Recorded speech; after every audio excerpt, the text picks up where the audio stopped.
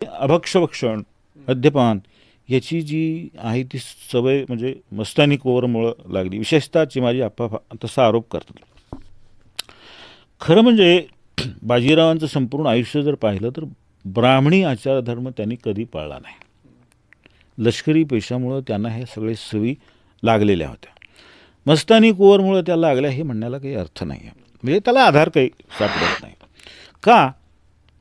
त्या बुंदेलखंडातून आलेल्या होत्या, त्या प्रणामी पंथी होत्या आणि या पंथामध्ये मद्य मांस हे निषिद्ध मानलेलं आहे. या प्रणामी पंथाची एक आचारसंहिता आहे, तिला रेहनी म्हणतात. त्या रेहनीमधला नियम पहिला असा आहे, पिना तमाखू छोड़ दो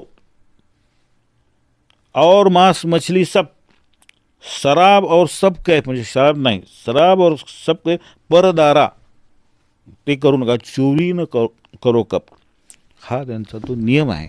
आणि इतक्या पवित्र ह्या प्रणामी पंथामध्ये त्या जन्मलेल्या, ते संस्कार झालेल्या, त्यांना तुम्ही ओढून ताणून म्हणणार की त्यांच्यामुळं ही सवय लागली, हे योग्य वाटत नाही. आणि काशीबाईंना हे माहिती होतं. बघा तुम्ही, ह्या निर्दोष आहेत आणि दोघींचं सख्य खूप होतं, सौहार्द खूप होतं. त्या निर्दोष आहेत. उलट त्यांची अशी अपेक्षा होती की तुझा प्रभाव आहे माझ्या पतीवर, तर तू त्याला सुधार, तू हे याच्यातून थोडंसं बाहेर काढ. बाबूराव राम फडणवीस यांचं एक पत्र आहे, हे नोव्हेंबर 1737चं पत्र. हे कोण आहेत बाबूराव राम फडणवीस? नाना फडणवीसांचे चुलत चुलते. त्यांचं पत्र आहे. त्यात ते एकच वाक्य लिहितात. काय म्हणतात ते?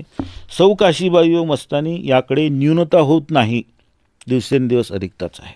याचा अर्थ दोघींचे संबंध चांगले होते. आणि मस्तानी कोरमुळं जर ही मद्यपान आणि मांसभक्षण अशी जर सवय लागली, असा जर काशीबाईंचा ग्रह झाला असता तर त्यांच्या संबंधाविषयी असं कोणी लिहिलं नसतं.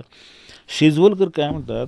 ब्राह्मणांचा कर्मठपणा बाजीरावाच्या ठाई बिलकुल नव्हता. विशाल प्रदेशात फिरताना घरचं पापड लोणचं घेऊन फिरता येत नाही, हे बाजी. आणि तरीसुद्धा आप्पा त्यांच्यावर आरोप करतात की यांच्याचमुळं ते हे लागलं. हे कुभांड वाटतं.